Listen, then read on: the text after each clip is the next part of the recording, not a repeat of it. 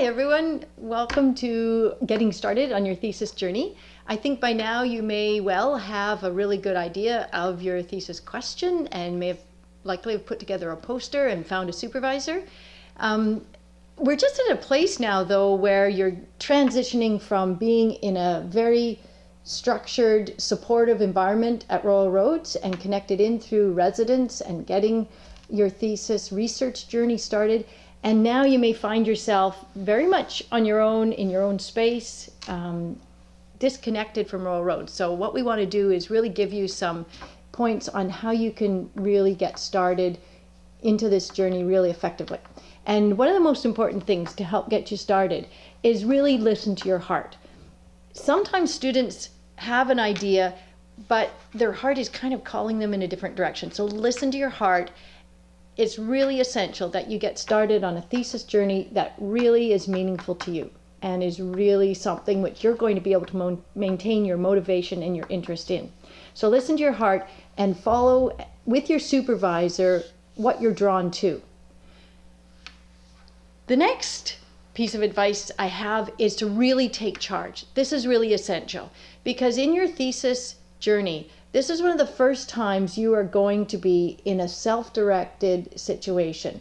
Many people have never been self-directed before. The traditional school system tells you what to learn, when to learn, how to learn, and it tells you if you've learned. And we structure courses at Royal Roads to open that journey for you, to allow you to direct your learning as much as you can, but you're still within a course which is framed for you. Now you're developing your own. And I want you to think of this thesis journey as a thesis course, but it's one that you need to make sure that you are directing. So take charge of it and make sure that you are directing what you want to learn. And you're leading this journey. It needs to be yours. In order to do this effectively, in order to get started, you need to carve out your thesis time. So where is the time that you're going to put to the thesis?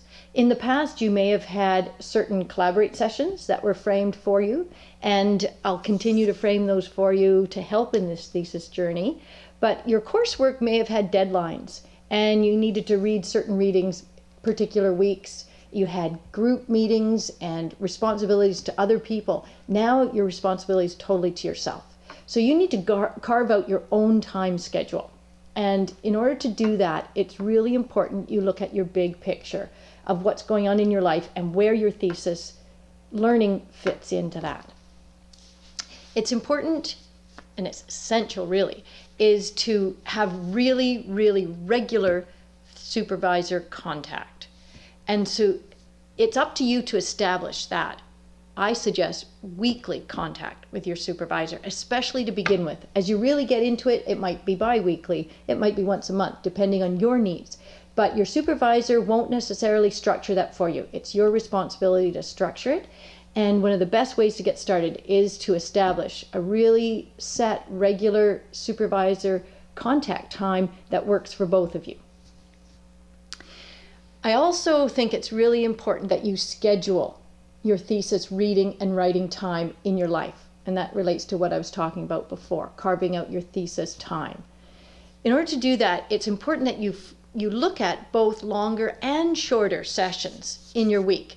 What kind of a student are you? Do you need really long sessions to focus? Can you do little bits and pieces as you go? Think about that. And I suggest that you focus in and schedule both long sessions, so maybe 3-hour sessions, 2-3-hour sessions, or longer if you have that luxury, and even half-hour, 1-hour sessions that might fit in your week a little easier. So schedule those. Put in major events first. So major things like my family's going on holiday in December. Schedule that in.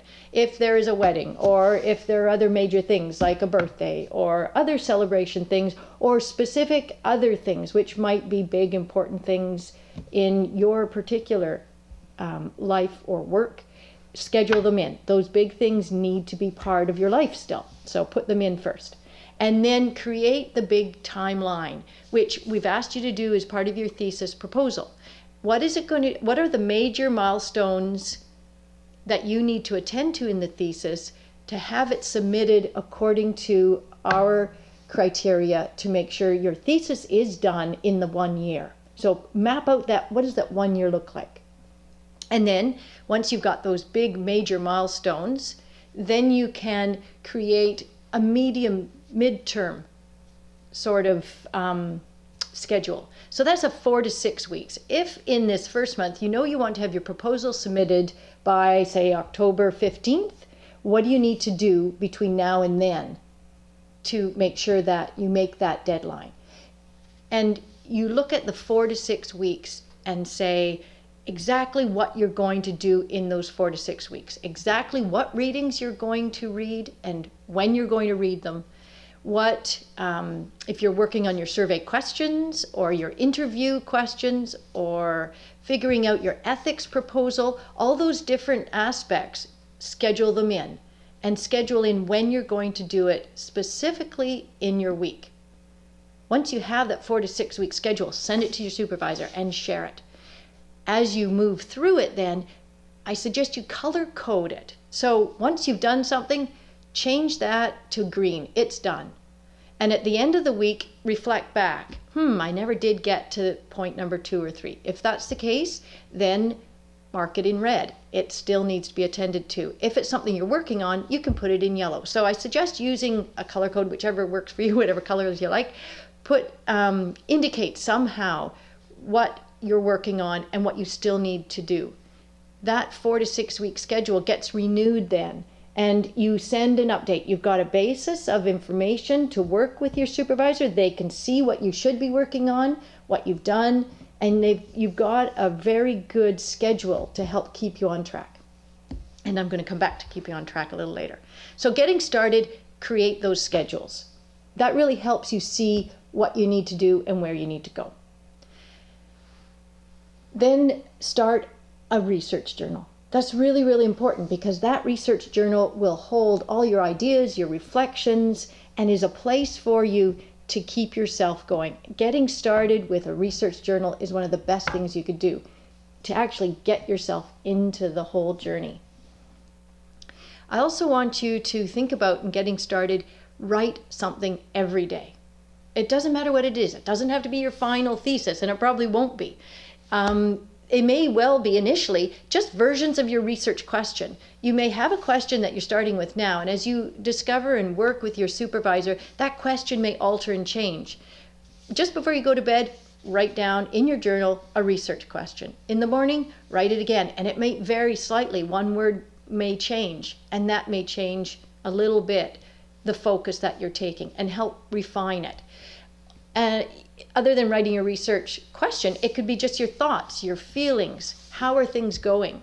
So what inspirations are you suddenly having? You may be driving or walking and you suddenly go, oh, there's an idea. Just write it down. Don't worry how relevant it is, but use the research journal for that. Use some of Hillary's journaling exercises. That's why we brought them forward to you in the very first residence, is so that these are really powerful tools to help you get going and getting started. Another idea is, if you're starting your document of any kind, just put the cover page on there. Then it really looks like, oh, I'm doing something. I am working on my thesis. And you're getting started specifically on what this journey's all about, is producing a thesis in one way or another. If you're putting down a title page, that may be just the title page for your supporting document if you're taking a non-traditional route. Whichever way you want, use art, use the written word, use photographs, use whatever you want to try to start establishing some thoughts and ideas and form a structure to help you get going. Similarly, it's really important to create an outline or a table of contents, and that can help structure again where you're going to go. And these tips that I'm suggesting right now can help you get started. Things may well change and probably will as you go, but these are ideas which can help you get started. They're smaller things, they're easier to do, but they're important because they get you going. So creating that outline or a table of contents, again, charts that journey. It may take that larger framework and put it into a format so you can see the journey ahead of you. Finally, I really suggest to get started, put on inspiring motivational music every single time you sit down or engage with your thesis journey. That's going to be really, really important because it motivates you, it uplifts you, it focuses you, and every time you hear that music, you think, yes, my thesis, that's my time, that's my learning time to do whatever I want to learn now. And this may be the first time in your life where you've totally had the choice on what you want to learn and how do you want to learn it. So give yourself some really positive reinforcement and develop it in right now when you start. Music, art, whatever it is, put it in there. Maybe it's chocolate. And do whatever it is that makes you feel really good about getting started.